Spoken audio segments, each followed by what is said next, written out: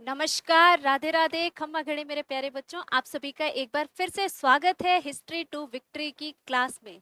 और आज मैं एक बार फिर से आ गई हूँ आपके लिए हिस्ट्री के इम्पोर्टेंट पीवाई क्यूज लेकर के, और साथ ही कुछ एग्जाम बेस्ड क्वेश्चन जो एग्जाम ओरिएंटेड हैं, एग्जाम में पूछे जाएंगे। तो आप सभी तैयार हैं आज की क्लास के लिए? और चलिए बिना टाइम वेस्ट किए हम सीधा क्लास शुरू करते हैं। और आज जो है हम पढ़ेंगे, पहला पीवाईक्यू देखते हैं आज का हमारा। तो पहला पीवाईक्यू जो है उसे एसएससी सीजीएल 2022 में पूछा जा चुका है। क्लियर है बच्चों? अब क्वेश्चन क्या है ये भी देख लेते हैं। क्वेश्चन है आपका, इलाहाबाद स्तंभ प्रशस्ति किसने लिखी थी? Who composed the Allahabad pillar inscription? Clear है? ऑप्शंस हैं आपके, कालिदास, हरिसेन, बाणभट्ट और मेगस्थनीज। तो मेरे प्यारे बच्चों, आप सभी को पता है आंसर, तो मैं आपको नहीं बताऊंगी, आंसर आप मुझे बताएंगे। तो आप सभी तैयार हैं आंसर बताने के लिए? हाँ हाँ, मुझे पता है आप ऐसे नहीं बता पाएंगे, मैं बताऊंगी ना आंसर कैसे बताना है आपको। आइए चलिए स्टार्ट करते हैं। पहले हम समझते हैं कि इलाहाबाद प्रशस्ति है क्या। अगर हम इलाहाबाद प्रशस्ति की बात करें तो ये आप देख सकते हो, ये एक अशोका पिलर है जहां पर इंस्क्रिप्टेड है चीजें। चलिए इसके बारे में जानते हैं हम। अगर हम बात करें तो समुद्रगुप्त के दरबारी कवि थे हरिसेन। याद रखना, समुद्रगुप्त के दरबारी कवि थे आपके हरिसेन, उन्होंने इसे लिखा था। क्लियर है? It was composed by Harisena,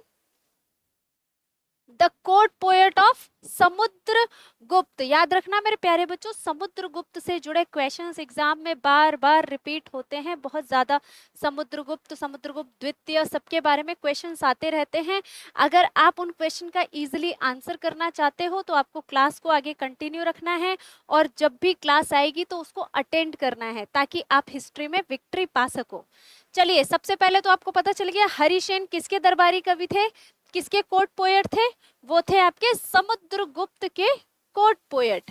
पर हमको क्वेश्चन जो पूछा गया है वो प्रयाग प्रशस्ति के बारे में पूछा गया है, इलाहाबाद स्तंभ। क्लियर है? अगर हम इसकी बात करें तो एक बात याद रखना, हमारे जो जितने भी इंस्क्रिप्शन मिले हैं ना अशोका के, वो सभी इंस्क्रिप्शन मिले हैं मोस्टली आपको ब्राह्मी और खरोष्टी लिपि में। क्लियर है? आपको किसमें मिले हैं? संस्कृत भाषा है और ब्राह्मी लिपि है। इसके अलावा आपका अरामिक, इसमें भी मिले हैं हमारे अशोक इंस्क्रिप्शंस। पर अभी बात चल रही है हरिसेन के बारे में। क्लियर है? तो अगर हम बात करें, यह प्रयागराज के अशोक स्तंभ पर उत्कीर्ण है। अशोक स्तंभ पर इलाहाबाद जो है वो प्रयागराज का ओल्डेस्ट नेम है। याद रखना, तो अगर आपको प्रयागराज एग्जाम में आ जाए, प्रयागराज प्रशस्ति आ जाए, तो भी आपको वही याद रखना है कि इलाहाबाद की ही बात चल रही है। इलाहाबाद या इलाहाबाद इसी को बोला जाता है, इसका पुराना नाम है। किसका? प्रयागराज का ओल्डेस्ट नेम है। तो अगर हम बात करें, चाहे वो प्रयाग प्रशस्ति पूछे या इलाहाबाद प्रशस्ति पूछे, दोनों का आंसर आपका हरिसेन ही होगा। क्लियर है? और अगर हम इसकी बात करें, इसे प्रयागराज राज प्रशस्ति भी कहते हैं, वो तो मैं आपको ऑलरेडी बता ही चुकी हूँ। It is also known as the Prayag प्रशस्ति।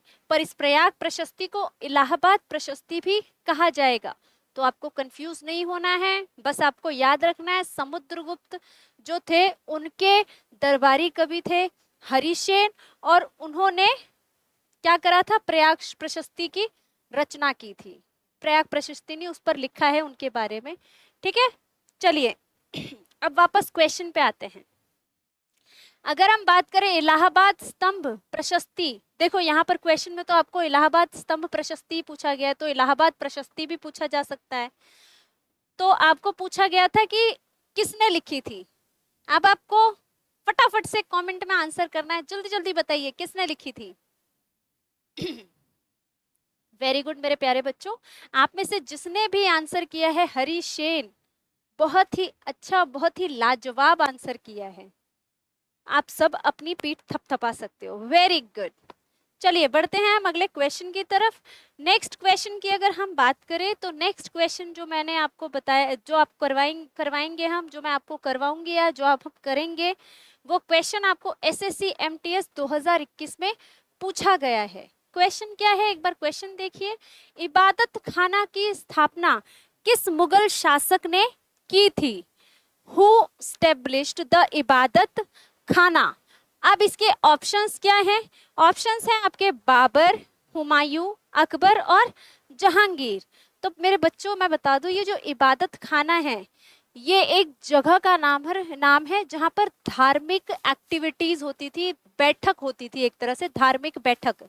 चलिए मैं आपको सीधा एक्सप्लेनेशन अच्छे से ही करवाती हूँ आपको, पॉइंट टू पॉइंट, ताकि कोई भी एक पॉइंट ऐसा मिस ना हो जाए जो एग्जाम में आ सकता है। ठीक है, अगर हम एक्सप्लेनेशन की बात करें तो इबादत खाना की स्थापना अकबर ने 1575 ईस्वी में फतेहपुर सिकरी में की थी। क्लियर है? अगर हम इसकी बात करें, अकबर स्टैब्लिश द इबादत खाना एट फतेहपुर सिकरी इन 1575 सीई, मतलब क्राइस्ट एरा। क्लियर है? सीई को आपको यहां पर एडी भी आ सकता है, एडी। ठीक है, एनोडोमी। क्लियर है? हिंदी में तो ईस्वी ही रहेगा, हिंदी वालों को परेशान होने की जरूरत नहीं। कुछ चीजें ऐसी होती है जहां पर हिंदी वालों को फायदा होता है और कुछ चीजें, कुछ वर्ड्स ऐसे होते हैं जहां इंग्लिश वालों को फायदा होता है, पर ज्यादातर हिंदी में वर्ड्स चेंज होते हैं। पर यहाँ ईस्वी जो है आपका नॉर्मल है, ईस्वी ही रहेगा। चलिए, इससे ज्यादा इंपॉर्टेंट चीजें हैं जानने के लिए, उनको समझते हैं। क्लियर है? अगर हम बात करें तो प्रारंभ में यहाँ केवल कौन बैठता था? मुस्लिम विद्वानों को आमंत्रित किया जाता था। किसके द्वारा? अकबर के द्वारा, क्योंकि इसकी रचना तो अकबर ने ही करवाई थी ना, बनवाने वाले अकबर ही थे। तो वो क्या करता था, सिर्फ और सिर्फ मुस्लिम विद्वानों को ही वहां पर आमंत्रित करता था। पर कुछ समय के बाद उसकी थोड़ी सी बुद्धि ठीक हो गई, उसको समझ आया विद्वान सिर्फ मुसलमानों में नहीं, हिंदू और बाकी के धर्मों में भी होते हैं। क्लियर है? तो उन्होंने क्या किया, बाद में सभी धर्मों के विद्वानों को धार्मिक चर्चा हेतु, बाद में सभी धर्मों के विद्वानों को धार्मिक चर्चा हेतु क्या किया गया, बुलाया गया। Later scholars of all religious were invited for religious discussion. Clear है? जब कुछ टाइम के बाद उसको समझ आया कि हर धर्म अपने आप में खास है, तो उसने सभी धर्म के लोगों को, जो विद्वान होते थे, जो भी स्कॉलर्स होते थे, उनको चर्चा के लिए अपनी बैठक में बुलाना शुरू कर दिया। क्लियर है? इसके बाद अगर हम आगे देखें, इसी विचार से आगे चलकर दीन ए इलाही का निर्माण हुआ। कब? 1582 में। देखो, इबादत खाना आपका बना था 1575 में, और उसी इबादत खाने में जो डिस्कशन होते रहते थे, वो डिस्कशन एंड में जाके कहाँ पहुंचा आपका? सभी धर्मों की चर्चा पर पहुंचा। मतलब अब सब धर्म के जो बड़े बड़े लोग होते थे, गुरु होते थे या बड़े संत लोग होते थे, विद्वान होते थे, उन सबको इबादत खाने में क्या करने लगे? अकबर बुलाने लगे, बैठक होने लगी। हर रिलीजियस के जो अच्छे विचार होते हैं उसकी चर्चा होने लगी। उसके बाद अकबर ने क्या किया, सभी धर्मों से जो भी अच्छी बातें थी, जो भी अच्छे तत्व थे, जो भी सही सीख होती थी जिससे समाज का या लोगों का कल्याण हो, ऐसी बातों को उसने क्या किया, दीन-ए इलाही में लिखवाया। ये एक तरह का आप बोल सकते हो, ये दीन-ए इलाही जो होता था ना, एक तरह का रूल बुक था। रूल बुक बोल सकते हो, या फिर आप बोल सकते हो रूल्स के बारे में है ये, या फिर आप हम हिंदी में बोल सकते हैं। हिंदी में क्या बोलेंगे रूल को? बताओ बताओ, कोई तो बताएगा। आप लोग ही बता दो, रूल्स को क्या बोलते हैं हिंदी में? कुछ तो बोलते हैं। रूल्स का क्या होगा? नियम। नियम। क्लियर है? तो दीन-ए इलाही क्या है? दीन-ए इलाही एक तरह की पुस्तक है, एक तरह का तत्व है, जहां पर मतलब एक तरह का ऐसी रूल बुक टाइप बोल सकते हो, या रूल्स है। दीन-ए इलाही का मतलब है नियम या रूल्स, जिसको क्या करना है, सभी को फॉलो करना है, क्योंकि उससे किसी का नुकसान नहीं पहुंचेगा। क्लियर है? कुछ इस तरह के विचार बाद में अकबर के परिवर्तित हुए। क्लियर है? देखिए, अब याद रखना है आपको, अगर बात होगी हमारे किसकी? इबादत खाने की, तो इबादत क्या खाना क्या था? एक तरह का बैठक वाला प्लेस था, जहां पर क्या होती थी? बैठक। ठीक है, सिटिंग होती थी, मीटिंग्स होती थी। सिटिंग या मीटिंग्स होती थी। क्लियर है? बाद में क्या हुआ, यहाँ पर सभी धर्म के लोगों के लिए ये जगह ओपन कर दी गई। सभी धर्म के जो बड़े बड़े दरबार, जो बड़े बड़े विद्वान होते थे, जो बड़े बड़े स्कॉलर्स होते थे, संत महात्मा होते थे, ज्ञानी होते थे, उनको बुलावा दिया जाने लगा। और जब इतने सारे धर्म के विद्वान एक साथ बैठेंगे तो नतीजे अच्छे ही निकलेंगे, कोई खराब परिणाम नहीं आएगा। और नतीजे अच्छे ये थे कि उन्होंने दीन इलाही का निर्माण करवाया, जो कुछ एक तरह का रूल बुक टाइप थी। ठीक है, चलिए आगे बढ़ते हैं हम। अब नहीं, आगे कैसे बढ़ेंगे, अभी आपने क्वेश्चन का आंसर तो दिया ही नहीं है। चलिए वापस क्वेश्चन पे आ गए हैं हम। चलिए आप जल्दी से बताइए, इबादत खान की मतलब इबादत खान ने इबादत खाना की स्थापना किसने की? हु स्टैब्लिश द इबादत खाना? देखो बेटा, ये अभी तक एक ही बार एमटीएस 2021 में आया है, आगे भी पूछा जाएगा, इसलिए प्लीज ध्यान यही रखो, क्योंकि आपका ध्यान यही रहेगा तभी आप आराम से बोल सकते हो Akbar. The right answer is Akbar. Clear है? याद रहेगा। इबादत खाना क्या है? एक बैठक संस्थान, जहां पर बैठक होती थी। पहले मुसलमानों के जो बड़े बड़े वो होते थे विद्वान, उनको आमंत्रित किया जाता था। बाद में हर धर्म के जो बड़े गुरु या विद्वान थे उन सभी को आमंत्रण दिया जाने लगा, और उसके परिणाम स्वरूप क्या निकला? दीन ए इलाही। क्लियर है? चलिए आगे बढ़ते हैं। आशा है आपने इस क्वेश्चन का आंसर सही दिया होगा। चलिए बढ़ते हैं हम आगे। नेक्स्ट क्वेश्चन की बात करें तो नेक्स्ट क्वेश्चन बेटा एसएससी जीडी 2023 में, एसएससी जीडी 2023 में पूछा गया क्वेश्चन है। क्लियर है? क्वेश्चन क्या है? क्वेश्चन है आपका, भारत में सहायक संधि की नीति किसने शुरू की? Who introduced the subsidiary alliance in India? अब पहले आप समझो सब्सिडरी अलायंस क्या है। सब्सिडरी अलायंस में क्या होता है कि सब्सिडरी अलायंस छोड़ो, पहले हम ऑप्शन देखते हैं, फिर आपको सब्सिडरी अलायंस बताती हूँ। ऑप्शन हैं आपके Lord Velji, Lord Dalhousie, Lord Cornwallis और लॉर्ड रिपन। क्लियर है? आपकी ये 4 ऑप्शन हैं। अब मैं बताती हूँ आपको सब्सिडरी अलायंस क्या होता है। उस टाइम पर क्या होते थे, ये कब की बात है, देखो ये नाम से आपको पता चल गया होगा, ये सारे कौन है? ब्रिटिश सरकार के जो आते थे ना आपके गवर्नर जनरल, वो है ये। क्लियर है? तो उस टाइम पर क्या हुआ, इन लोगों ने एकदम से हमारे इंडिया पे कब्जा नहीं किया। इन्होंने क्या किया, उस टाइम पर एक रूल लाए कि इन्होंने क्या किया, इन्होंने कहा कि हम आपके देश में सेना रखेंगे। और वो उनकी प्लानिंग किस तरह से होती थी, वो कहते थे कि हम आपके देश में, मतलब आपके राज्य में कोई राजा है, मान लो मैं राजा हूँ, ये मेरी सियासत है, ठीक है। अब आप में से कोई एक अंग्रेज आया मेरे पास, उसने कहा मैं आपकी रक्षा करूंगा, पर बदले में आपको क्या करना है, यहाँ पर मेरी सेना आपके लिए रहेगी, उनका खर्चा पानी आपको देखना है, उनका रहना खाना सोना उठना बैठना, ये सारे एक्सपेंसेस आपको संभालने हैं। क्लियर है? अब उन्होंने क्या किया, अपनी जो सेना थी, अपनी जो आर्मी थी, ब्रिटिश गवर्नमेंट की बात चल रही है। क्लियर है? ये बात चल रही है आपके ब्रिटिश गवर्नमेंट की, ब्रिटिश गवर्नमेंट की बात चल रही है,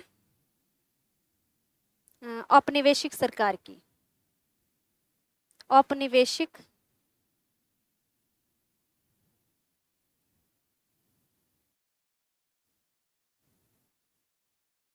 सरकार। बेटा औपनिवेशिक को इंग्लिश में बोलते हैं हम colonial government, British colonial,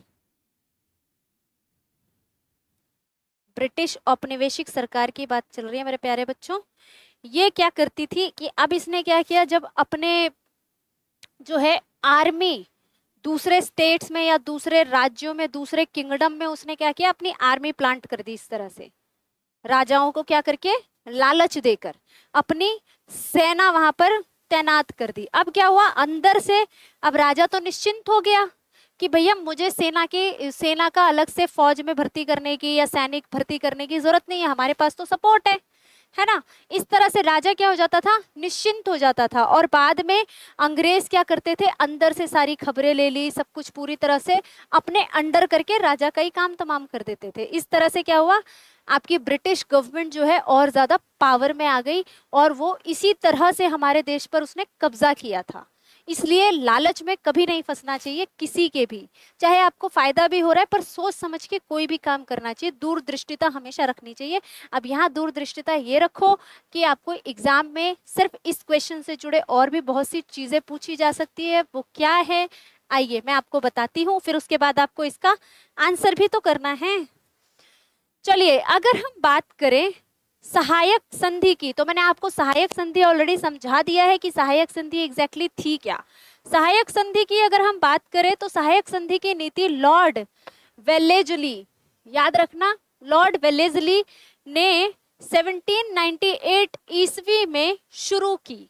clear है, लॉर्ड वेलेजली ने 1978 में शुरू की थी, सॉरी 1798 में, क्लियर है, 1798 में शुरू की थी। और the subsidiary alliance was introduced by Lord Wellesley in 1798। Year भी याद रखना जरूरी है क्योंकि आपको पूछा जाता है। हिंदी में बोलेंगे हम इसको 1758 ईस्वी में। क्लियर है, 1758 एडी होगा, एडी। तो 1758 एडी में ये लॉर्ड वेलेजली है। इसको आज हमारे पास आ जाए तो हम इसको बढ़िया से कूट दें, है ना, क्योंकि बहुत परेशान किया है इन लोगों ने। चलिए अभी हम जानते हैं, वो फ्रस्ट्रेशन खत्म। आइए टॉपिक पे। इस नीति के तहत भारतीय राज्यों में अंग्रेजी सेना रखी जाती थी। आ गई ना वही बात मैंने आपको जो समझाई थी। इस नीति के तहत क्या होता था, भारतीय राज्यों में अंग्रेजी सेना रखी जाती थी। Under this policy British army was स्टेशनड in Indian state. समझे, ब्रिटिश की जो सेना होती थी वो इंडियन स्टेट में क्या कर दी जाती थी, स्टेशनड कर दी जाती थी या वहां पे रखी जाती थी। और देखो, सेना का खर्च भारतीय शासक को देना पड़ता था। समझे कितने स्मार्टली प्ले करते थे ये लोग। सेना का एक तो तुम हमारे ही देश में रह रहे हो और हमारा ही खा रहे हो और उसके बाद हम ही पर जो है अत्याचार कर रहे हो, ऐसा सीन था इनका। समझे, इस अच्छा इसको इंग्लिश में भी देख लेते। The Indian ruler had to bear the cost of British army. Clear है, तो उनका जो खर्चा था, इंडियन जो हमारे किंग होते थे या हमारे इंडिया जो होती थी, इंडिया के रूलर, वो उसका खर्चा उठाते थे शासक। इस नीति से भारतीय राज्यों पर अंग्रेजों का नियंत्रण बढ़ गया। कैसे बढ़ा वो तो मैंने आपको बता ही दिया। This policy increased British control over Indian princely states. Clear है, यहाँ कोई डाउट है आपको, आप मुझसे पूछ सकते हैं। चलिए अब हम करते हैं क्वेश्चन का आंसर। फटाफट से बताइए, भारत में सहायक संधि की नीति किसने शुरू की थी? हु इंट्रोड्यूस सहायक संधि? Subsidiary alliance. Very good. जिन भी बच्चों ने लॉर्ड वेलेजली को मार्क किया है, आप बेशक कमेंट में इस चीज का आंसर नहीं करो, पर आप पढ़ रहे हैं तो आपने अगर ऑप्शन ए चूज किया है तब भी आप थपथपा सकते हो खुद का पीठ। वेरी गुड, आप सही चल रहे हो, आपका पूरा पूरा ध्यान है। क्लियर है, अगर आप Lord Cornwallis, Lord Ripon, Lord Dalhousie के बारे में भी जानना चाहते हैं तो आपको क्लास में आगे कंटिन्यू करना होगा। मैं किसी ना किसी दिन किसी ना किसी क्लास में डिटेल में इनके बारे में बताऊंगी, और शायद मैंने लॉर्ड डलहौजी के बारे में तो लास्ट क्लास में भी बताया था। ठीक है, चलिए हम आगे बढ़ते हैं। अभी हमारे पास क्वेश्चन अभी और भी हैं। क्वेश्चन की बात करें तो अगला क्वेश्चन एसएससी सीजीएल 2023 में पूछा गया प्रश्न है।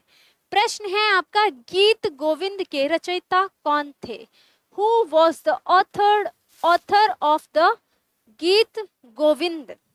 पहला है आपका कालिदास, जयदेव, बाणभट्ट और अमीर खुसरो।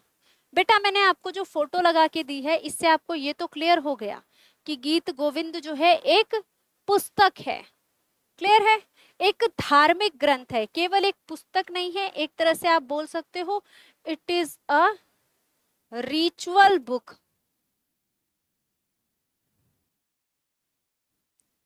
धार्मिक ग्रंथ,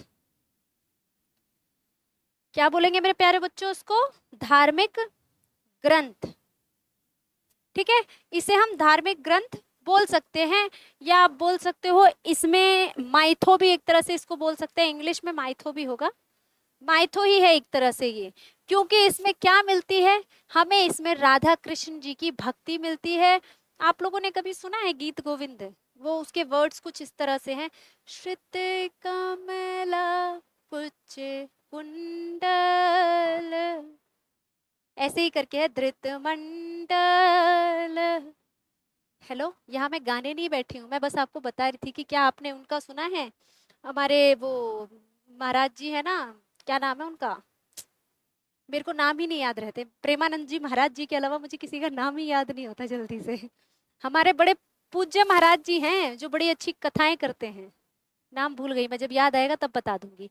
बाय द वे पहले इसके बारे में बता दूं, ये संस्कृत में लिखी हुई चीजें हैं, और स्पेशली राजस्थान के तो मैंने मंदिरों में देखा है बच्चों को, गर्ल्स को, बॉयज को इसका पाठ करते हुए।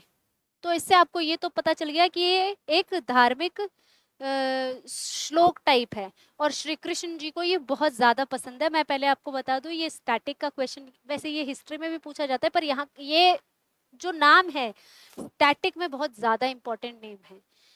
क्लियर है? क्योंकि हमारे जितने भी क्लासिकल डांस हैं, जितने भी क्लासिकल डांस हैं, जितने भी शास्त्रीय नृत्य हैं,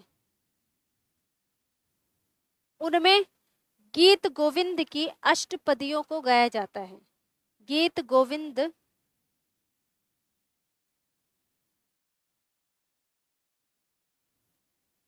गीत गोविंद की क्या कहते हैं? अष्टपदी बोलते हैं हम उसको, अष्टपद। अष्टपदी को गाया जाता है गीत गोविंद के।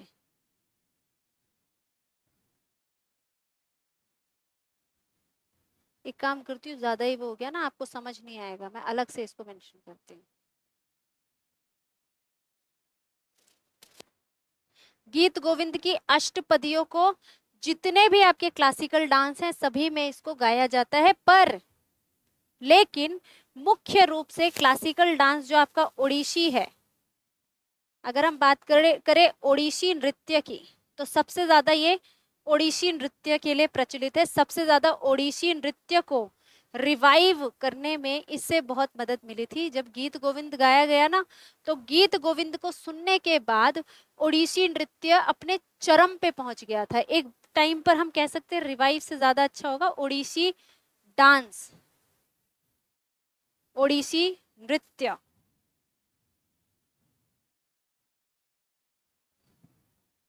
ओडिशी नृत्य अपने पीक पे था, यानी कि अपने चरम पे पहुंच गया था जब उन्होंने गीत गोविंद को सुना। मैंने ऑलरेडी काफी एक्सप्लेनेशन दे दिया, चलिए अब और भी एक्सप्लेनेशन जान लेते हैं।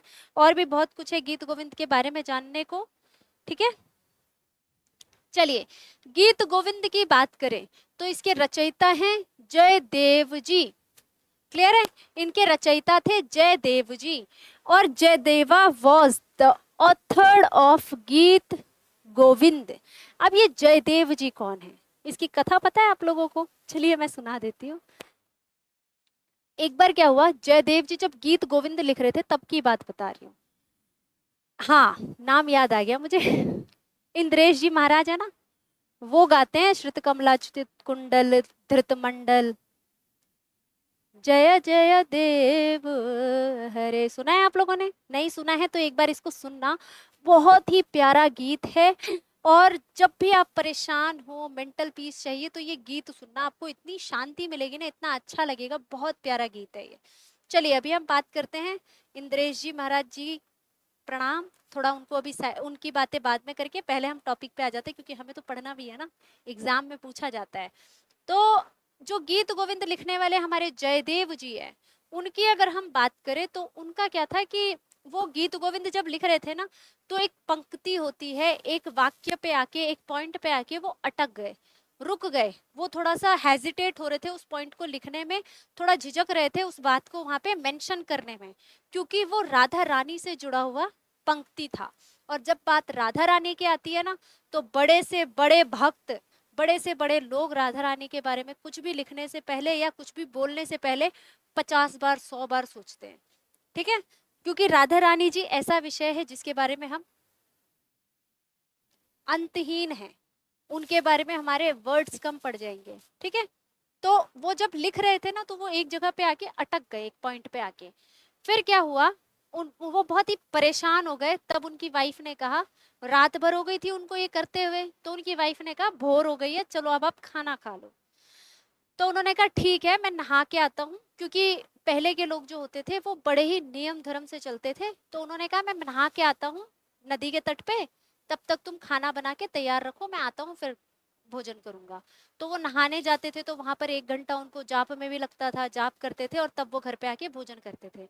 पर उस दिन क्या हुआ, वो नहाने गए और 5-7 मिनट बाद ही वापस आ गए और अपनी वाइफ को बोले कि भाग्यवान खाना निकाल दो। जो भी उनकी वाइफ को वो बुलाते थे, उन्होंने कहा खाना निकाल दो। तो उनकी वाइफ ने बोला, उनकी धर्म पत्नी जी ने कहा कि आज आप इतनी जल्दी कैसे आ गए नहा के। तो उन्होंने कहा कि वो मेरे को ना आज भूख बहुत जोर से लगी थी, इसलिए मैं जल्दी आ गया, तुम फटाफट खाना दे दो। फटाफट से उन्होंने खाना खाया, आधा अधूरा खाना खाया और वो कमरे की तरफ भाग लिए। तो उनकी वाइफ सोचती आज इनको हो क्या गया है जयदेव जी को कि वो इतनी जल्दीबाजी मचा रहे हैं, इतना ज्यादा भागम भाग कर रखी है। क्योंकि वो नॉर्मली बड़े आराम से भजन करके और मतलब भगवान को प्रणाम वणाम करके तब खाना खाते थे, पर उस दिन उन्होंने फटाफट खाना खाया और कमरे की तरफ भाग लिए। फिर उनकी वाइफ ने सोचा हो सकता है उनको वो कविता पूरी करनी थी, इस चक्कर में कोई लाइन याद आ गई होगी इसलिए भागे होंगे। तो उन्होंने भी क्या किया, उनको जाने दिया। और फिर उनकी धर्म पत्नी का क्या था नेचर कि वो जयदेव जी के खाना खाने के बाद ही खाना खाती थी। तो वो उनको वो भगवान को प्रणाम करके उन्होंने खाना खाया। जैसे ही खाना खा रही थी, तभी क्या हुआ, उनके हस्बैंड आ गए दोबारा से दरवाजे से। तो वो बोले अरे आज तुम मुझसे पहले बैठ गई खाने, नॉर्मली तो तुम पहले मुझे खिलाते हो तब खाना खाती हो। तो उनकी वाइफ बोली आप बाहर से कैसे आ रहे हैं, आप अभी तो बाहर से आए थे और अपने कमरे की तरफ गए थे, आप ही ने तो भोजन किया है पहले, तभी तो मैं आपका जूठा नहीं खा रही हूँ।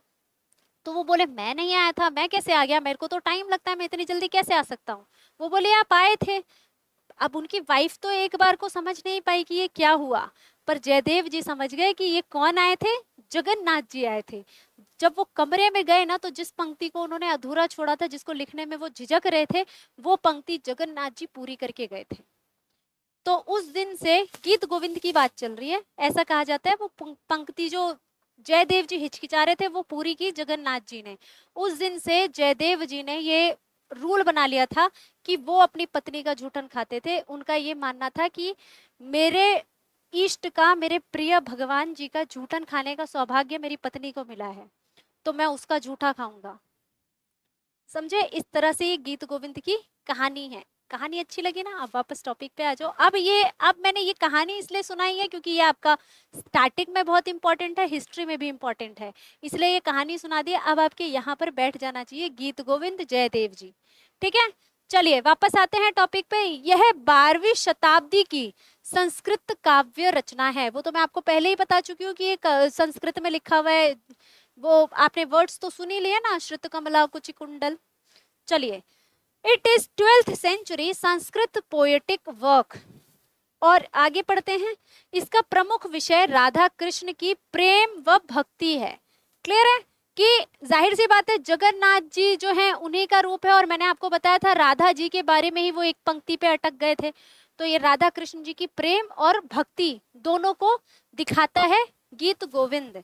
It main its main theme is divine love of Radha and Krishna ji. Clear है, राधा जी और कृष्ण जी का जो है डिवाइन लव इसमें दिखाते हैं। उसके बाद अगर हम बात करें ओडिसी नृत्य एवं भारतीय संगीत पर इसका गहरा प्रभाव पड़ा। चलो ओडिसी नृत्य और भारतीय शास्त्रीय नृत्य पर भी यहाँ लिख लेते हैं। यहाँ पर हम भारतीय शास्त्रीय नृत्य पर भी, भारतीय शास्त्रीय नृत्य और भारतीय संगीत, इन सभी पर इसका क्या पड़ा है, काफी गहरा प्रभाव पड़ा है। बहुत ज्यादा जो है अफेक्ट हुए हैं, मतलब पॉजिटिव वे में, नेगेटिव वे में नहीं, बहुत ही पॉजिटिव वे में, इन अ पॉजिटिव वे इन सब चीज, इसका गीत गोविंद का बहुत ज्यादा प्रभाव पड़ा है भारतीय संगीत पर, ओडिसी नृत्य पर और बाकी के क्लासिकल डांस पर। क्योंकि कोई भी नृत्य बिना संगीत के अधूरा है और इसको संगीत में गाया जाता है गीत गोविंद को। चलिए अब हम क्वेश्चन पे आते हैं। अब मेरे को पता है दिल टूट जाएगा मेरा अगर आप लोगों ने इसका आंसर करेक्ट नहीं किया। जल्दी से बता दो। अब तो याद रहेगा, जयदेव जी राइट आंसर है, ठीक है, वेरी गुड। अगर नहीं इसका आंसर किया ना, इसका आंसर नहीं किया होगा ना, तो पानी लो चुल्लू भर, ठीक है। पैसे वेस्ट नहीं कर रहे हैं घर वालों के, यूज करने हैं। अपने माइंड को खुला रखो, लिखो, ताकि आपको याद हो जाए चीजें। कोई बात नहीं, अगर आप नहीं भी आंसर कर पाए तो डिमोटिवेट नहीं होना है, मैं हूं ना, मैं आपको याद करवा दूंगी चीजें। चलिए क्वेश्चन पे आते हैं। अगला क्वेश्चन है आपका एसएससी सीजीएल सीएचएसएल 2022 में पूछा गया प्रश्न है। प्रश्न क्या है आपका, विजयनगर साम्राज्य की स्थापना किसने की थी? Who founded the Vijayanagara empire? देखो, विजयनगर एम्पायर की बात करें तो विजयनगर एम्पायर जो है ना, पूरा विजयनगर साम्राज्य, इसकी अगर हम बात करें तो वो आपका किस साइड में है? इंडिया का मैप है ना, यहाँ श्रीलंका आ जाता है, तो वो नीचे की साइड में ये जो एरिया होता है ना, साउथ का एरिया, यहाँ पर आपका आता है विजयनगर एम्पायर। तमिलनाडु हो गया, आंध्र प्रदेश हो गया, तेलंगाना हो गया, केरल हो गया, ये सारा जो था विजयनगर एम्पायर वाला हिस्सा था। क्लियर है? चलिए, ये तो मैंने आपको बता दिया, पर आपको क्वेश्चन में क्या पूछा है, इसकी स्थापना किसने की थी? चलिए एक्सप्लेनेशन पे चलते हैं। इसका जो हमारा कैपिटल था उस टाइम पर जब विजयनगर एम्पायर बना था, उसका कैपिटल हम्पी था, ठीक है। चलिए अभी हम एक्सप्लेनेशन पे आते हैं। अगर विजयनगर की बात करें, देख सकते हैं आप ये नीचे का जो एरिया था, ठीक है। चलिए अगर हम बात करें विजयनगर साम्राज्य की, तो इसकी स्थापना करी थी हरिहर एवं बुक्का। किसी एक व्यक्ति ने नहीं, बल्कि दो लोगों ने मिलकर इसकी स्थापना की थी, हरिहर और बुक्का। और ये कब की थी? 1336 ईस्वी में। और ये नाम याद रखना, हरिहर बुक्का, ये पूछा गया है, आगे भी पूछा जाएगा, ठीक है। The Vijayanagara empire was founded by Harihara and Bukka in 1336 CE और एडी। क्लियर है? अब अगर हम बात करें, कोई भी बड़ा साम्राज्य, कोई भी बड़ा किंगडम ऐसे ही नहीं बनता है। कैसे बनता है?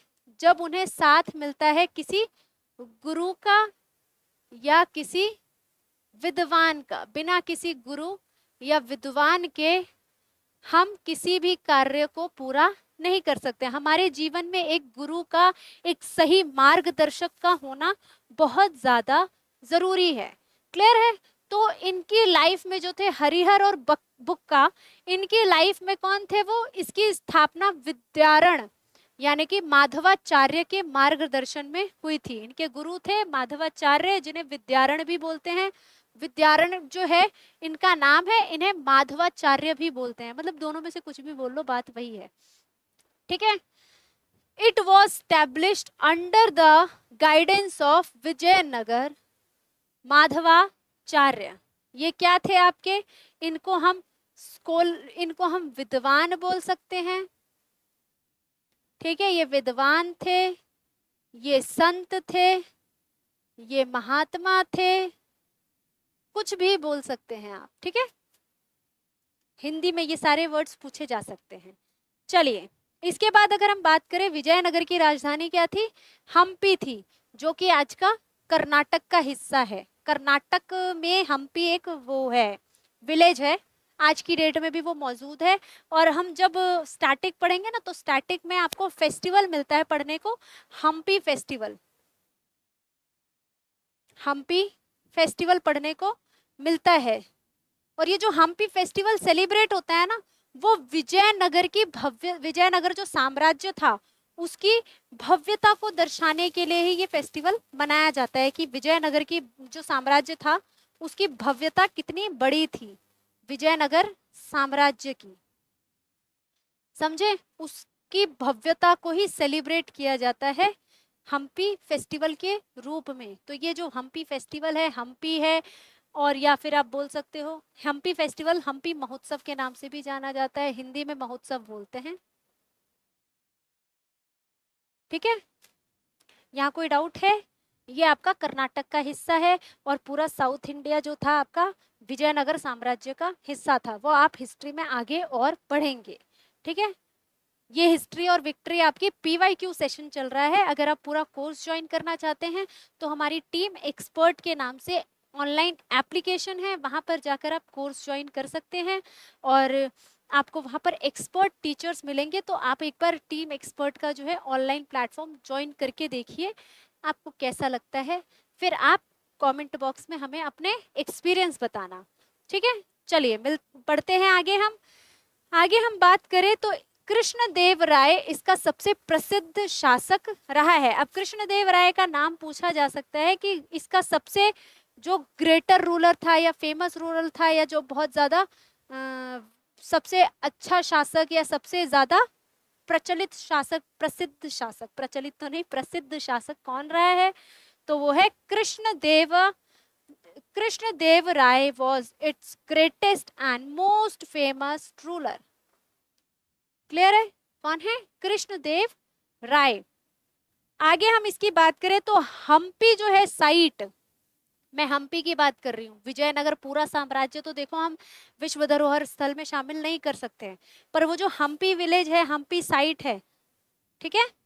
हम्पी विलेज या साइट, वो जो फेस्टिवल होता है हमारा विलेज, या फिर आप बोल सकते हो हम्पी उत्सव, ठीक है। इस पूरे को 1986 में यूनेस्को की वर्ल्ड हेरिटेज साइट में यानी कि विश्व धरोहर स्थल में शामिल किया गया है, ठीक है। यहाँ कोई डाउट है आपको? आई होप आप सभी के सारे डाउट क्लियर हो गए होंगे। चलिए अब हम वापस से क्वेश्चन की तरफ बढ़ते हैं। हमको पूछा गया था कि विजयनगर की स्थापना किसने की थी। चलिए कितने बच्चों का आंसर है हरिहर एवं बुक्का? जितनों का भी आंसर है बहुत अच्छी बात है, आपके दिमाग, कान, नाक सब खुले हैं, आंखें खुली है, वेरी गुड, या क्लैप योरसेल्फ, ठीक है। अच्छा, हमने कृष्णदेव राय को भी पढ़ा था। कृष्णदेव राय कौन थे? उसके फेमस रूलर, फेमस और प्रसिद्ध रूलर या शासक, क्लियर है।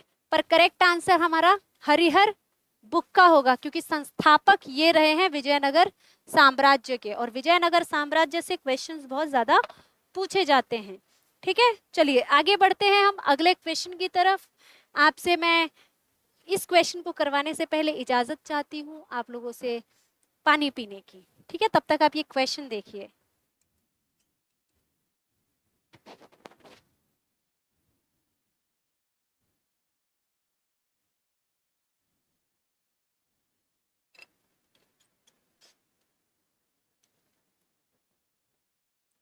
चलिए जी, आप सभी तैयार हैं इस क्वेश्चन के लिए? चलिए क्वेश्चन देखते हैं हम आपका।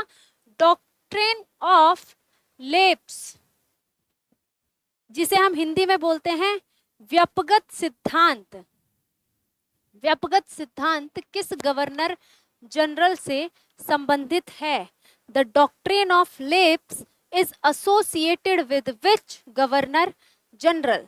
अब ये डॉक्ट्रिन ऑफ लेप्स जो हम पढ़ रहे हैं या फिर जो हम पढ़ रहे हैं, ये आपका व्यपगत सिद्धांत, ये व्यपगत सिद्धांत एग्जैक्टली है क्या, ये पता होना जरूरी है। क्योंकि आप किसी भी क्वेश्चन को पढ़ रहे हो तो पहले आपको उसका मीनिंग पता होना चाहिए, वरना वेस्ट है सब कुछ आपका, है ना। तो अगर हम व्यपगत सिद्धांत की बात करें तो ये क्या होता है, आइए जानते हैं।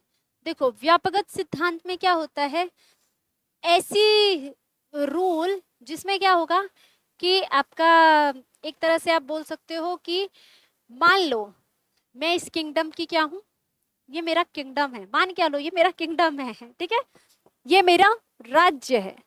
अब एकदम से कोई तीसरा बंदा आया हमारे देश पर रूल कर रहा है, क्योंकि उसने अपनी सेना तो पहले ही घुसा दी थी हमारे राज्यों में, उसने पहले ही अपनी सेना जो है हर जगह स्टेब्लिश कर दी थी हमारे राज्यों को, हमारी अर्थव्यवस्था को और हमारे पावर को कमजोर करने के लिए। फिर उसके बाद उसने क्या किया, खुद से ही एक रूल बनाया कि आपकी अगर खुद की कोई संतान है, ब्लड रिलेशन वाला आपका कोई बच्चा है, मेरा अगर बेटा होना चाहिए, बेटी भी नहीं।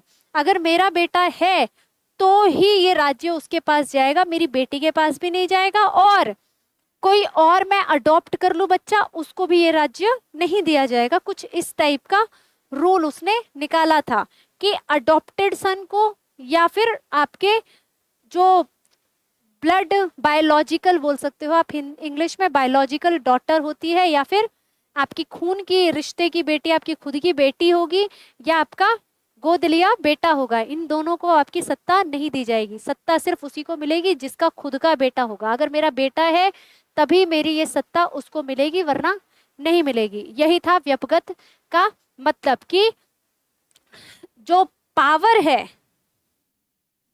जो रूल कर रहा है, वो पावर किसके हाथ में जाएगी? जो रूलर का, शासक का क्या होगा? खुद का बच्चा होगा। खुद का बच्चा भी नहीं, खुद का बेटा। ठीक है, ये इतनी बड़ी बड़ी बातें करते हैं, पर ये हमारे से लिंग और जाति और धर्म इन सब के नाम पर बांट तो यही रहे थे हमको। तो अगर मेरा खुद का बेटा है तभी उसको क्या मिलेगी? मेरी सत्ता दी जाएगी।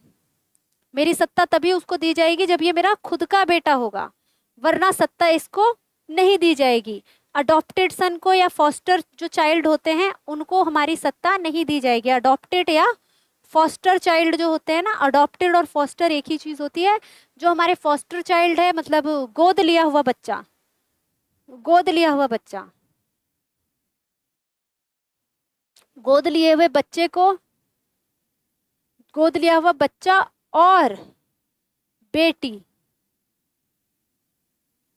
और बेटी, इनको सत्ता देने से ये क्या कर देते थे? मना। उनके पास हमारी सत्ता नहीं जा सकती थी। यही रीजंस थे, यहीं से ये जो रूल आया था ना, इसी के बाद से 1857 रिवॉल्ट था ना आपका, 1857 की क्रांति चमक उठी सन 57 में, वह तलवार पुरानी थी, यहीं से आया है वो। ठीक है, चलिए कैसे आया है एक बार और अच्छे से इसके एक्सप्लेनेशन को समझते हैं। अगर हम बात करें व्यपगत सिद्धांत यानी कि डॉक्ट्रिन ऑफ लेब्स की, तो बिना सगे उत्तराधिकारी, एग्जैक्ट वर्ड्स आपको मिल गए। ठीक है, बिना सगे उत्तराधिकारी वाला राज्य अंग्रेजों में मिला दिया जाता था। सगे उत्तराधिकारी हमेशा याद रखना, मेरा खुद का बच्चा होगा, बिना सगे उत्तराधिकारी वाला मतलब मेरा खुद का बच्चा नहीं है तो उसको मिला दिया जाता था। State without natural heir were annexed by the British, clear है? आगे हम देखें, यह नीति किसके राज में आई थी? लॉर्ड डलहौजी, और उसका कार्यकाल क्या था? 1848 टू 1856, मतलब 1848 से लेकर 1856 तक का उसका कार्यकाल था, और उसने ही ये कानून लागू किया था यहाँ पे। ठीक है, introduced by Lord Dalhousie 1848 to 1856, मतलब उसका कार्यकाल था 1848 से 1856 का। ठीक है, इसके बाद हम देखें तो उस रूल के अंदर आपके कौन कौन से स्टेट आए थे? सतारा आया था, झांसी आया था, नागपुर आया था, ये सब जो थे आपके इसके चपेटे में आए थे। ये जो रूल आया था ना सबसे शुरुआत में, यही 3 राज्य थे जो कि इसके झांसे में आए थे। ठीक है, और इसी के बाद आपका 1857 का विद्रोह का प्रमुख कारण बना। A major cause of the revolt of 1857, 1857 की जो क्रांति हुई थी वो इसी कारण से शुरू हुई थी। और इसके बाद लोगों को समझ आया था कि हमें मूर्ख बनाया जा रहा है, हमें गुलाम बना के रखा हुआ है। ठीक है, चलिए आगे बढ़ते हैं हम। अब आप क्वेश्चन का आंसर कर सकते हैं कि डॉक्ट्रिन ऑफ लेब्स व्यापक सिद्धांत जो था किसके थ्रू ये रूल आया था हमारे देश में, या किसने इसको लागू किया था? वेरी गुड, जिन्होंने भी लॉर्ड डलहौजी को मार्क किया है, शाबाश, क्लैप फॉर योरसेल्फ। आप बहुत ही समझदार हैं, आपका पूरा पूरा ध्यान यहाँ पर है। ठीक है, चलिए आगे बढ़ते हैं हम अगले प्रश्न की ओर। अगला प्यारा सा प्रश्न क्या है? अगला प्रश्न है 1857 के विद्रोह में कानपुर का नेतृत्व किसने किया? Who led the revolt of 1857 in Kanpur? Question को ध्यान से सुनो, आपको पूछा गया है 1857 में कानपुर कानपुर की बात चल रही है। Who led the operation of Kanpur, revolt of Kanpur, operation नहीं रिवोल्ट, मतलब स्वतंत्रता संग्राम के लिए जो लड़ाई चल रही थी, पहला विद्रोह जो हुआ था, उसको कानपुर से किसने उसका नेतृत्व किया था, या किसने वहां पर who led the power, who led the revolt. Clear है? आपको कानपुर की पूछिए, पूरे विद्रोह के बारे में नहीं पूछ रहे हैं। हर जगह से छोटे छोटे विद्रोह शुरू हुए थे, क्योंकि एक साथ कई राज्यों में ऐसा हुआ था कि उनकी अपनी कोई खुद का बेटा नहीं था, तो ऐसे में ये चीजें आई थी।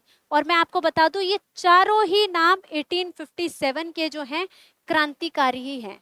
ठीक है, ये चारों ही हैं आपके क्रांतिकारी, चाहे हमारी बेगम हजरत महल हो, नाना साहेब हो, या आपकी रानी लक्ष्मीबाई हो, या तात्या टोपे हो। ये चारों ही 1857 की क्रांति में महत्वपूर्ण भूमिका निभा रहे थे, और चारों जो है अलग अलग राज्य से, अलग अलग जगहों से इस 1857 की क्रांति का नेतृत्व कर रहे थे, उन्होंने लीड किया था रिवोल्ट ऑफ 1857। क्लियर है? चलिए अब हम इसके बारे में थोड़ा और जानते हैं। अब ये रीजन जो है, अभी हमने पीछे एक क्वेश्चन पढ़ा है, व्यपगत जो सिद्धांत था आपका, डॉक्ट्रिन लैप्स, उसी से जुड़ा है ये। ठीक है, चलिए अगर हम देखें 1857 के विद्रोह में कानपुर का नेतृत्व किसने किया था? नाना साहेब ने। क्लियर है? Nana Saheb lead the revolt of 1857 in Kanpur, उन्होंने कानपुर का नेतृत्व किया। उसके बाद नाना साहेब कौन थे? पेशवा बाजीराव द्वितीय, द लास्ट पेशवा थे। ठीक है, मेरठ के, यहाँ पे मेरठ लिखा नहीं है ना, मेरठ के ये लास्ट पेशवा थे। ठीक है, मेरठ के लास्ट पेशवा थे, और ये क्या थे? दत्तक पुत्र थे। किसके? पेशवा बाजीराव द्वितीय। अब ये दत्तक पुत्र क्या होता है? दत्तक पुत्र का यही मतलब होता है फॉस्टर चाइल्ड। क्लियर है? फॉस्टर चाइल्ड, या फिर आपका बोल सकते हैं अडॉप्टेड। अडॉप्टेड को हिंदी में हम बोलेंगे गोद लिया हुआ, गोद लिया हुआ बच्चा। क्लियर है? तो जो फॉस्टर चाइल्ड है उसको हिंदी में हम बोलते हैं दत्तक पुत्र। याद रखना, दत्तक पुत्र। ठीक है, क्योंकि आपको क्वेश्चन ऐसे भी पूछा जा सकता है, बाजीराव पेशवा द्वितीय के दत्तक पुत्र कौन थे? ठीक है, तो वो थे आपके Nana Sahib. He was the adopted son of Peshwa Baji Rao. यहाँ पर मिल गया ना आपको अडॉप्टेड सन। अब अंग्रेजों द्वारा पेंशन बंद किए जाने के बाद से वे असंतुष्ट थे। अब पेंशन किसको दी जा रही थी? पेंशन मिलता था हमारे बाजीराव द्वितीय को, पेशवा बाजीराव द्वितीय को ये पेंशन मिलता था। पर क्या हुआ, इन्होंने ये क्या करते थे कि जब तक बाजीराव पेशवा जिंदा थे तब तक तो पेंशन मिल रही थी। जैसे ही बाजीराव पेशवा जो है भगवान जी के पास हुए प्यारे, उसके बाद उनको जो है उनके निधन के बाद पेंशन मिलना बंद हो गया। और उन्होंने क्या एक्सक्यूज देकर पेंशन देना बंद किया था कि आप उनके दत्तक पुत्र हो, आप उनके जो है बायोलॉजिकल चाइल्ड नहीं हो, इसलिए हम आपको पेंशन नहीं देंगे। ये चीज उन्होंने किसको कही थी? अंग्रेजों ने नाना साहिब को। ठीक है, और ये सारी बातें बोल कौन रहा है? ब्रिटिश सरकार। ब्रिटिश सरकार ने ये बात कही थी, अंग्रेजों द्वारा पेंशन बंद किए जाने से वे असंतुष्ट थे, जिससे उन्होंने विद्रोह का नेतृत्व किया। He was dissatisfied after the British stopped his pension, leading him to join the revolt. इसी चीज ने उनको जो है आप कह सकते हो प्रेरित किया, या फिर उन्होंने वो मजबूर हुए कि अब उनको भी क्रांति में उतरना पड़ा। बहुत से रीजंस हो सकते हैं। ठीक है, अब हम बात करें तो जो कानपुर का नेतृत्व कर रहे थे वो कर रहे थे आपके नाना साहेब, जो हम पढ़ रहे हैं। ठीक है, इसके बाद झांसी का नेतृत्व हम सब जानते हैं रानी लक्ष्मीबाई कर रही थी। रानी लक्ष्मीबाई के बाद हमारे लखनऊ का बेगम हजरत महल कर रही थी, और ग्वालियर का तात्या टोपे कर रहे थे। क्लियर है? चलिए अब हम देखें तो अभी हमने देखा तात्या टोपे कहाँ का कर रहे थे? ग्वालियर का, है ना? वैसे मुझे लिखने की जरूरत तो है नहीं, मैंने आपको पीछे लिख कर तो दिया ही है ना? रानी लक्ष्मीबाई किसका कर रही थी? झांसी का। यानी कि ये दो ऑप्शन तो होने नहीं है, हमने पीछे वैसे पढ़ा है, जितने बच्चों को याद होगा बहुत अच्छी बात है। तो हमारे जो नाना साहिब थे यही थे जो कानपुर का नेतृत्व संभाले हुए थे। और जो हमारी हजरत महल थी, इसके बारे में एक बात और लिख लो, she is the last queen of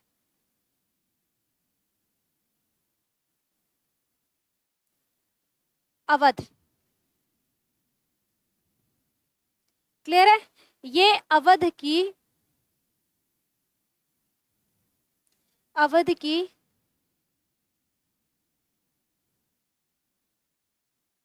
अंतिम रानी थी।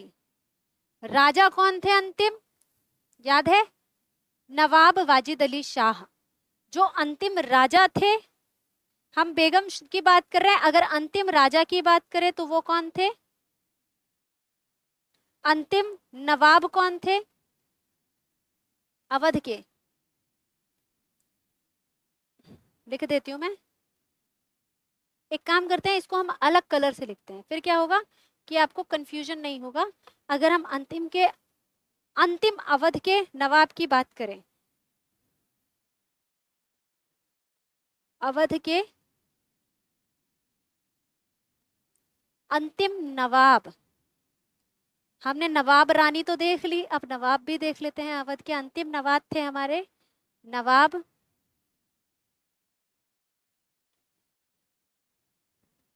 वाजिद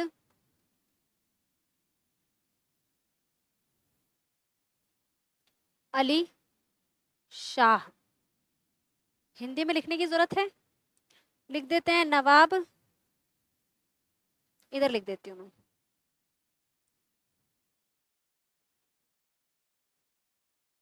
वाजिद अली शाह। ठीक है, ग्रीन मार्क से समझ आ जाएगा ना आपको। नवाब वाजिद अली शाह, क्योंकि ये कहाँ की थी आपकी जो बेगम हजरत महल थी, ये कहाँ से थी आपकी? अवध से। ठीक है, क्योंकि ये अवध से थी, यानी कि इन्होंने जो है कौन से, मतलब जब रिवोल्ट ऑफ 1857 हुआ, 1857 की जब क्रांति हुई, तो इन्होंने कहाँ से संभाली थी बागडोर? इन्होंने लखनऊ का नेतृत्व किया था। लखनऊ का किसने किया था? आपका बेगम हजरत महल। क्लियर है? इसके लिए मुझे जो है मार्कर चेंज कर देना चाहिए ताकि आपको कंफ्यूजन ना हो। जो बेगम हजरत है हमारी, उन्होंने लखनऊ को लीड किया। लखनऊ। क्लियर है? अब देखो बच्चों, वैसे तो आपको ये जितना भी आप पढ़ रहे हो ना, नोट्स आपको मिल जाएंगे हमारे एसएससी एक्सपर्ट के नाम से, टेलीग्राम चैनल है वहां पर प्रॉब्लम क्या होगी आपको कि सिर्फ अगर आप नोट्स देख करके पढ़ोगे तो आपको समझ नहीं आएगा मैम ने कहाँ क्यों किस लिए लिखा है। ये आपको समझ तभी आएगा जब आप क्लास अटेंड करोगे। तो इसलिए क्लास को प्लीज अटेंड करो पूरा, ताकि आपका जो है एग्जाम में विक्ट्री पानी हो जाए आसान। किसमें? हिस्ट्री में। ठीक है, चलिए आगे बढ़ते हैं। इस क्वेश्चन को ऑलरेडी मैंने बहुत अच्छे से एक्सप्लेन कर दिया है। बढ़ते हैं हम अगले क्वेश्चन की तरफ। बौद्ध धर्म के संस्थापक कौन थे? ये क्वेश्चन एसएससी सीजीएल 2021 में पूछा गया है। Who was the founder of बौद्धिज्म? मेरे को जहां तक पता है आप में से ज्यादातर बच्चों को इसका आंसर पता होगा, है ना? क्योंकि ये तो बहुत ही इजी क्वेश्चन है, ज्यादातर क्या मतलब मेरे ख्याल में हर बच्चे को पता होगा। गौतम बुद्ध थे। ठीक है, गौतम बुद्ध थे हमारे बौद्ध धर्म के संस्थापक। और अगर हम महावीर जी की बात करें, बाकियों को अलग कलर कर देते हैं क्योंकि आंसर आपका है गौतम बुद्ध। इसके लिए मैं एक्सप्लेनेशन दूंगी, डोंट वरी, इसके लिए आपको एक्सप्लेनेशन की जरूरत नहीं थी, इसलिए मैंने कहा यहाँ पर तो बिना एक्सप्लेनेशन के ही आप आंसर कर देंगे। अगर हम बात करें महावीर जी की, तो महावीर जी जो हैं ये जैन धर्म के संस्थापक हैं, जैन के। ठीक है, जैन धर्म के।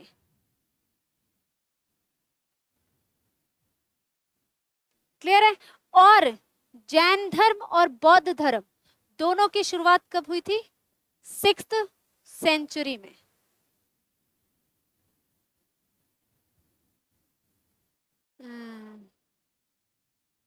सेंचुरी होगा हमारा कौन सा ऐसे लिखूंगी तो थोड़ा सा बीसी की बात चल रही है, सिख छठी शताब्दी, मतलब सेंचुरी तो ठीक है, मैं आपको कैसे समझाऊं सेंचुरी में क्या कहना चाह रही हूँ। ईसा पूर्व, ईसा पूर्व, ईसा पूर्व की बात चल रही है ये टाइम, बिल्कुल अर्ली टाइम था ना, इंडस वैली सिविलाइजेशन खत्म हुआ उसके थोड़े टाइम बाद, जब हमारा इंडस वैली सिविलाइजेशन के आप बाद ये पढ़ोगे बौद्ध धर्म जैन धर्म, तो ये वहां का है, छठी शताब्दी में ये जैन धर्म और बौद्ध धर्म की स्थापना हुई थी। क्लियर है, चाहे बौद्ध धर्म हो चाहे जैन धर्म हो, दोनों की स्थापना 6th सेंचुरी में ही हुई थी, छठी शताब्दी में हुई थी। ईसा पूर्व बोल सकते हो या BCE, बिफोर क्राइस्ट एरा। अब हम बाकी के दो ऑप्शन देखें, अशोक और चंद्रगुप्त मौर्य, तो ये दोनों ही मौर्य साम्राज्य के सम्राट रह चुके हैं। ठीक है, तो चंद्रगुप्त मौर्य की यदि हम बात करें तो इन्होंने जैन धर्म को बाद में अपनाया। ये किसके फॉलोवर बने थे? जैन धर्म के। इन्होंने जैन धर्म अपनाया। ठीक है, बाद में इन्होंने जैन धर्म अपनाया। उसके बाद अगर हम देखें अशोक सम्राट की, तो इन्होंने कलिंग वॉर के बाद कौन सा धर्म अपनाया था? इन्होंने अपनाया था बौद्ध धर्म, और इनके ज्यादातर इंस्क्रिप्शन जो है बौद्ध धर्म के प्रचार प्रसार में भी बनाए गए हैं। तो इस तरह से आपका ये क्लियर हुआ। चलिए अब हम एक बार एक्सप्लेनेशन को, क्योंकि मैं आपको बता तो देती हूँ पर मैं तो ऐसे एक दो वर्ड बताती हूँ और मैं बस बोल देती हूँ, प्रॉपर स्टेटमेंट्स भी देख लेते हैं इसके क्या हैं। अगर हम स्टेटमेंट्स की बात करें तो गौतम बुद्ध ने बौद्ध धर्म की स्थापना 6वीं शताब्दी ईसा पूर्व में की। क्लियर है, 6वीं शताब्दी ईसा पूर्व में की। Gautam Buddha founded Buddhism in the 16th century BCE। Clear है, हमारा जैन धर्म और बौद्ध धर्म दोनों की स्थापना जो है सेम टाइम पे हुई थी। इसके बाद अगर हम देखें उनका जन्म कहाँ हुआ था? लुम्बिनी में, और ये शाक्य कुल के क्या थे? राजा थे, राजा ही थे। गौतम बुद्ध का अगर हम पुराना नेम देखें तो उनका जो रियल नेम था वो था सिद्धार्थ। ठीक है, सिद्धार्थ था इनका पुराना नाम, जो इनका रियल नेम था वो था सिद्धार्थ। और लुम्बिनी कहाँ है आपका? He was born in Lumbini in the Shakya clan, तो लुम्बिनी है आपका नेपाल में। ठीक है, नेपाल में जगह का नाम है लुम्बिनी, और वहां पर गौतम बुद्ध का जो है, जहां पर उनका जन्म हुआ था और सारी चीजें वहां पर बनी हुई है नेपाल में। क्लियर है, लुम्बिनी जगह का नाम है, वहीं पर इनका जन्म हुआ था। किसका? गौतम बुद्ध जी का। और सिद्धार्थ जो है गौतम बुद्ध का रियल नेम है। ठीक है, अब आगे देखें, बौद्ध गया में बोधि वृक्ष के नीचे उन्हें ज्ञान प्राप्त हुआ। किन्हें? गौतम बुद्ध को। उसके बाद ही अटेंड एनलाइटमेंट अंडर द बौद्ध ट्री एट बौद्ध गया। अब ये बौद्ध गया कहाँ है?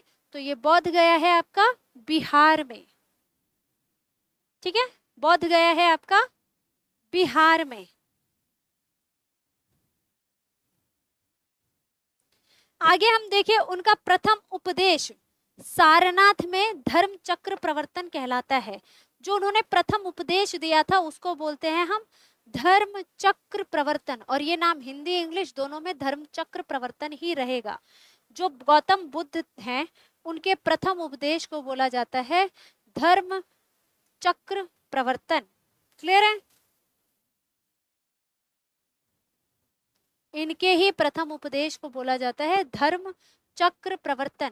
आपको क्वेश्चन पूछ लिया जाता है धर्म चक्र प्रवर्तन के लिए सही स्टेटमेंट बताओ, या धर्म चक्र प्रवर्तन के लिए निम्नलिखित में से कौन सा वाक्य या कौन सा कथन सही है, तो आपको बताना है कि धर्म चक्र प्रवर्तन के लिए सही वचन, सही वाक्य, सही कथन क्या है। वो है उनका पहला उपदेश। किसका पहला उपदेश? गौतम बुद्ध जी का पहला उपदेश। His first sermon at Sarnath is known as the turning of the wheel of धर्म, जिसे बोलते हैं हम धर्म चक्र प्रवर्तन। क्लियर है, सारनाथ की बात करें तो ये आपका यूपी में है। सारनाथ स्तंभ आपने सुना होगा, सारनाथ स्तंभ हमारा अशोक सम्राट का बनवाया हुआ काफी फेमस स्तंभ है और एग्जाम में पूछा जाता है, और ये वर्ल्ड हेरिटेज साइट में भी शामिल किया गया है। क्लियर है? चलिए, इस क्वेश्चन से जुड़ा कुछ और आप पूछना चाहते हैं, कोई डाउट है तो आप मुझे कमेंट कर सकते हैं। नेक्स्ट सेशन में मैं आपके डाउट क्लियर करूंगी, या आपको कमेंट में ही आपके डाउट का रिप्लाई मिल जाएगा। पर अगर आप क्लास पूरी अटेंड कर रहे हैं तभी आपको आपके डाउट्स क्लियर होंगे, तो प्लीज पूरा देखिए, और आपको कोई भी डाउट है तो पूछ सकते हैं आप। चलिए आगे बढ़ते हैं हम क्लास की तरफ। हाँ, क्वेश्चन का आंसर तो हमने शुरू में ही कर लिया था, क्योंकि यहाँ तो कुछ पूछने सोचने का कोई मतलब ही नहीं बनता था। जो आपके नए बच्चे आए होंगे, क्योंकि यहाँ पर अगर आपको ना, हाँ, यहाँ पर अगर गौतम बुद्ध जी की जगह सिद्धार्थ दे दिया जाता ना, तो शायद आप आंसर नहीं कर पाते, है ना। सिद्धार्थ दे दिया जाता तो शायद आप आंसर नहीं कर पाते, तब मैं मान सकती थी कि बच्चों को याद नहीं रहेगा पीछे एक्सप्लेनेशन देखने के बाद भी। पर यहाँ पर गौतम बुद्ध सीधा सीधा नाम दे दिया गया था एग्जाम में, तो आपके लिए इजी था आंसर को गेस करना। एम आई राइट? सिद्धार्थ नाम आने पर आप थोड़ा सा कंफ्यूज हो सकते थे। ठीक है, चलिए, यहाँ कोई डाउट है? चलिए आगे बढ़ते हैं। हमारे गौतम बुद्ध जी को हमने जान लिया, जो भी इंपॉर्टेंट पॉइंट्स थे। बढ़ते हैं अगले प्रश्न। Thank you for watching. और अगर आपको क्लास अच्छी लगी हो तो प्लीज वीडियो को लाइक करिए, आपके जितने भी फ्रेंड्स हैं जो तैयारी कर रहे हैं एग्जाम की, उनके साथ शेयर कीजिए। और अगर आप नए हैं चैनल पर तो प्लीज हमारे एसएससी एक्सपर्ट के ऑनलाइन प्लेटफॉर्म को, जो हमारा यूट्यूब चैनल है, उसको सब्सक्राइब भी कीजिए, क्योंकि यहाँ पर सिर्फ मेरी ही नहीं, आपको बाकी एक्सपर्ट टीचर्स की भी क्लास देखने को मिलती है, जिससे आपके लिए एसएससी का एग्जाम क्रैक करना हो जाएगा आसान। क्योंकि हमारा काम ही है चीजों को आसान बनाना और बच्चों तक सही कंटेंट पहुंचाना। ठीक है, मिलेंगे हम नेक्स्ट क्लास में। तब तक के लिए खुश रहिए, हंसते रहिए, मुस्कुराते रहिए, स्वस्थ रहिए, और ध्यान से फोकस के साथ आगे की क्लासेस को कंटिन्यू रखिए, पढ़ते रहिए। तब तक के लिए राधे राधे, जय हिंद।